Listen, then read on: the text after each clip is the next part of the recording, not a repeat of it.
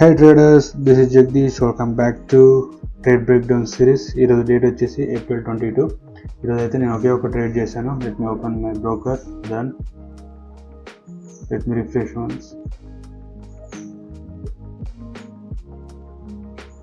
ఇక్కడ పొజిషన్స్లో చూసుకుంటే ఈరోజు అయితే నేనైతే 1200 అయితే బుక్ చేశాను. 1200 అయితే ప్రాఫిట్ అయితే బుక్ చేశాను. సో నేనైతే ఒకే ఒక ట్రేడ్ చేశాను, అది HCL టెక్లో.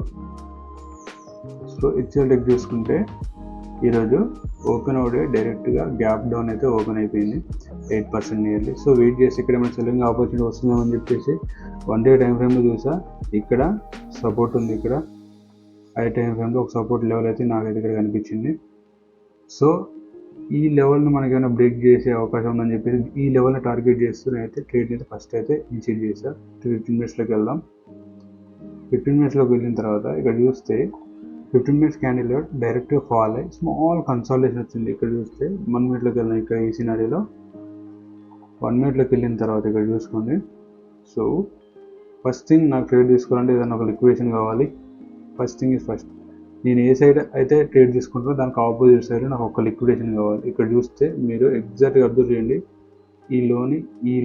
ఈ హై తీసేసుకుంది, ఈ హైని, ఓకే, ఈ హై తీసేసుకుంది. సో నెక్స్ట్ ఏం కావాలి, ఒకవేళ ఈ అయిన తర్వాత వెళ్ళాలంటే నెక్స్ట్ యాక్చువల్ కంటిన్యూషన్ రావాలి. చిన్న పుల్ బ్యాక్ అయినా వచ్చిందంటే ఈ కంటిన్యూ అయితే రావాలి యాక్చువల్ అయితే. సో నేను ఈ క్యాండిల్ గురించి బాగా వెయిట్ చేశాను.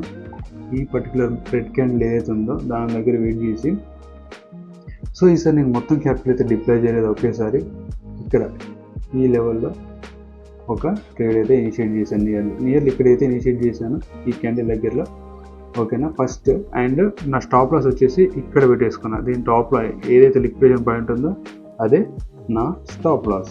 నెక్స్ట్ వచ్చేసి మళ్ళీ పుల్ బ్యాక్ తీసుకున్న తర్వాత ఏమైందంటే ఇక్కడ నుంచి ఈ బ్రేక్ డౌన్ ఉంది కదా, ఈ బ్లూ లైన్ ఏదైతే ఉందో ఈ బ్లూ లైన్ దగ్గర మళ్ళీ ఒక 140 అయితే క్వాంటిటీ అయితే యాడ్ చేశాను. మొత్తం నా క్వాంటిటీ వచ్చేసి 240 అండ్ స్టాప్ లాస్ వచ్చేసి ఇక్కడ టాప్లో అయితే నేనైతే 240 అయితే ఇక్కడ మొత్తం క్వాంటిటీకి ఇక్కడే స్టాప్ లాస్ అయితే పెట్టేసాను. నియర్లీ 4 పాయింట్స్ అయితే నేను స్టాప్ లాస్ పెట్టేసుకున్నా. నా టార్గెట్ వచ్చేసి ఏదైతే ఇన్సెప్ట్ చెప్పానో హై టైం ఫ్రేమ్లో ఏదైతే మనకు సపోర్ట్ ఉందో ఈ బ్లూ లైన్, సో ఈ వరకు నేను అయితే టార్గెట్ ఎక్స్పెక్ట్ చేశా. బట్ ఇక్కడ చెప్పాలంటే ఇది హై టైం ఫ్రేమ్లో ఉన్న సపోర్ట్ ఒక్కసారిగా బ్రేక్ అయిందంటే కంటిన్యూషన్గా మనకు డౌన్ సైడ్కి వెళ్ళే అవకాశం ఉంది. ఎట్ ద సేమ్ టైం ఇక్కడ ఏదైతే సపోర్ట్ బ్రేక్ అయిన తర్వాత హ్యూజ్ సెల్ ఆఫ్ రావడం వల్ల కూడా మళ్ళీ రికవర్ అయ్యి కొంత దూరం వరకు అయితే ఫుల్ బ్యాక్ అయితే వచ్చే అవకాశం ఉంది. టూ సినారియోస్ ఉంటాయి ఇక్కడ. సో యాక్చువల్లీ ఇనిషియల్గా మనకు స్టాక్ 8% డౌన్లో ఉంది అండ్ కంటిన్యూషన్గానే ఇదైతే వెళ్ళిపోయింది. బట్ సినారియో ప్రకారంగా చెప్పాలంటే కొంచెం అయితే ఫుల్ బ్యాక్ వస్తుందని నేను ఎక్స్పెక్ట్ చేశాను. నేనైతే టార్గెట్ అయితే పర్టికులర్గా ఏ లెవెల్కి పెట్టలేదు. నేనైతే ఒక 20 పాయింట్స్ వరకు అయితే క్యాప్చర్ చేద్దాం అని చెప్పేసి చూడండి, ఇక్కడ 20 పాయింట్స్ అయితే నేనైతే టార్గెట్ పెట్టాను. బట్ నాదైతే అన్ఫార్చునేట్లీ ఈ క్యాండిల్లోనే ఎగ్జిట్ అయిపోయింది నా ట్రేడ్. ఇక్కడ కనిపిస్తుంది కదా, ఇక్కడ బ్లూ మార్క్, ఇక్కడే నా ఎస్ఎల్ అయితే హిట్ అయిపోయింది. అదేంటి నా స్టాప్ లాస్ ఏంటి ఇక్కడ ఉంది కదా, ఇక్కడ హిట్ అయింది అనుకుంటున్నారా? నేనైతే నా స్టాప్ లాస్ని అయితే ట్రేడ్ చేస్తాను. ఈ లెవెల్ చెప్పాను కదా, ఇదైతే క్రూషియల్ లెవెల్. ఈ బ్లూ లైన్ ఉంది, ఇదైతే క్రూషియల్ లెవెల్. డైలీ టైం ఫ్రేమ్లో support, major support. So break అయితే హ్యూజ్ సెల్ ఆర్డర్స్ ఉండడం వల్ల కూడా ఒకటి కంటిన్యూషన్ రావచ్చు, లేదా బయర్ దాన్ని అడ్వాంటేజ్ తీసుకొని పుల్ బ్యాక్ అనేది తీసుకోవచ్చు. సో నా సినారియోలో నేను ఏమేం చేశానంటే పుల్ బ్యాక్ ఎక్స్పెక్ట్ చేశాను, స్మాల్ పుల్ బ్యాక్. అది ఏదైతే గ్రీన్ క్యాండిల్ ఉందో బిగ్ క్యాండిల్, ఇది వచ్చిన తర్వాత నేనైతే వస్తుందని ఎక్స్పెక్ట్ చేశాను. సో అందువల్ల నా స్టాప్ లాస్ వచ్చేసి ఎగ్జాక్ట్లీ ఈ క్యాండిల్ టాప్లో పెట్టేశాను. ఈ క్యాండిల్ టాప్లో పెట్టడం వల్ల నా స్టాప్ లాస్ ఎగ్జాక్ట్లీ స్మాల్ చిన్న ఇదైతే లిక్విడ్ చిన్న పాయింట్ ఈ విక్ ద్వారా నా ఎస్ఎల్ అయితే హిట్ అయిపోయింది. టైం బైడ్ ఏం చేయలేదు. దాని తర్వాత నేను పెట్టుకున్న టార్గెట్ అయితే హిట్ అయింది. మేబీ నేనైతే ట్రైల్ చేసేవాడినే కావచ్చు, బట్ నా టార్గెట్ అయితే హిట్ అయిపోయింది. బట్ ఒకవేళ ఈ ట్రేడ్ కంటిన్యూ అయితే నియర్లీ 5K అయితే ప్రాఫిట్ బుక్ చేసేవాళ్ళం.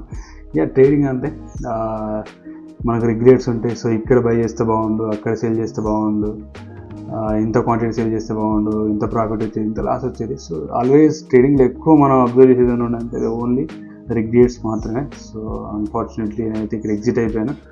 It's my bad. So accept చేయాలి అంతే ఇక. సో నెక్స్ట్ ఈ ట్రేడ్ కాకపోతే నెక్స్ట్ ట్రేడ్లో ఫైండ్ అవుట్ చేసుకుందాం మంచి ఆపర్చునిటీస్. సో ఈరోజు అయితే ఒకే ఒక ట్రేడ్ ఒక ఆపర్చునిటీ దొరికింది.